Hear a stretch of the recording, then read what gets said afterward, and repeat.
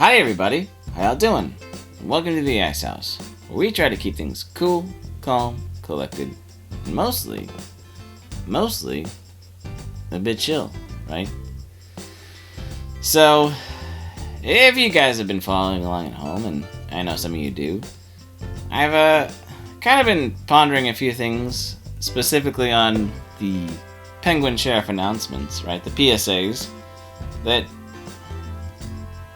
well, kind of got me thinking a lot lately, and I think there's some interconnected thoughts that hopefully I can connect and make sense today, and we'll see how I ponder, and you can let me know at the end of the video if I made it, right?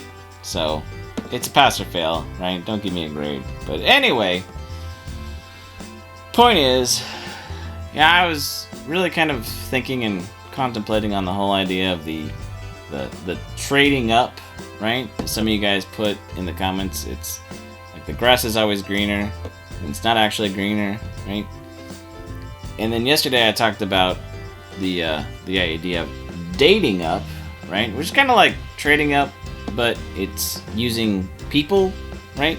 Or instead of just inanimate objects, so things get way more complicated when other people are involved. I think we can all know that. And, like, I definitely think these behaviors, we definitely, I read that it's junior high because it's about the time people start realizing that there's something of the other in different statuses and different backgrounds, and, you know, trying to want to experience things and trying to connect with things, and sometimes these behavior patterns are reinforced that are not healthy because, well, the dopamine hits, the immediate rewards versus the consequences that maybe you can, you know, postpone or avoid for so long. You know, eventually it'll catch up to you, but at some point, I think that if it's learned and too ingrained, people don't see it as a consequence anymore, right? Just part of the thing, right? Because we definitely, over time, become defensive and jaded and hardened in our ways, right? And I'm not talking about old Grandpa Grumpwaddle on the porch saying, "Get off my lawn," right? Was that me yesterday? I won't tell. Point being is, like I said, it definitely kind of relates to a lot of the things we remember from junior high.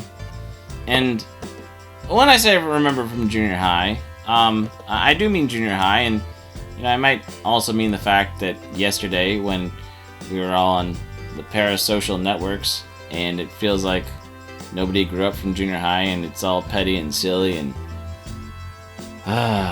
we wonder why we do it, but then we realize that most of the people in our town don't even know about half the stuff we talk about, and so we gotta have fun, somebody to talk about it, so it's the nature of it, right? I digress, because I'm a positive penguin, even though there's enough reasons to be, well, not positive, right? So like I said, these kind of learned behaviors of, well, taking advantage of situations, or, you know, not, and let's face it, some of it's not necessarily just trying to hurt other people. It's the learned behaviors that maybe, yeah, the things that matter to us, we were told were dumb or you got mocked for, so instead of figuring out how to work through our own stuff, we use everybody else to work through our own stuff, right?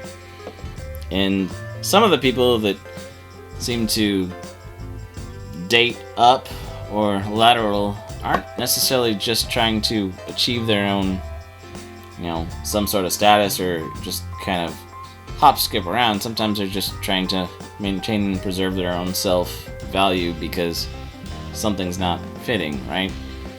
But either way, it doesn't necessarily, I mean, motivation only matters so much when we've seen ourselves get mistreated, or friends that we know or people that matter to us get set aside for silly reasons, right? And then, you know, the pettiness of junior high and all that stuff, right? And you're probably saying, Punk, where are you going with this? Because Well, I think there's definitely the wolf in sheep's clothing aspect that all of us on, well, the parasocial media and all the online, we're always wary that, is somebody really who they say they are? And eventually, we like to trust our own judgment, and sometimes we get burned, and sometimes we learn, and sometimes we just become a little more protective, right? Not necessarily have to get defensive. We don't necessarily have to lash out at everybody else and expect that they're all going to be terrible, but we get a little bit more calculated in how we go about things and who we give our trust to, because let's face it, in the idea of trading up and bigger and better, trust isn't something that you can just trade in and out and replace, right? Because once it's lost, it takes so much time to rebuild, whether it's somebody that's broken their trust with you, or maybe you've done something to break trust with somebody else, right? It definitely gets rough. But what I'm trying to get at is, like I said, these learned behaviors of, basically, I had a friend that used to say, filling legitimate needs in illegitimate ways. Yeah, that's a shout out if you ever watch these videos. And I really do think that's a lot of it, because, like I said, you've got the people jumping around on online and on X that have certain behavioral traits that eventually people start getting wise to, and right, certain things they say seem inconsistent, but if you've been watching long enough, you realize that their behavior is very consistent, has a very specific pattern, and one day it might catch up with them, but they might not care, right? It just kind of depends. And then we get to the stuff, some of the shock jock radio era, right? That legacy.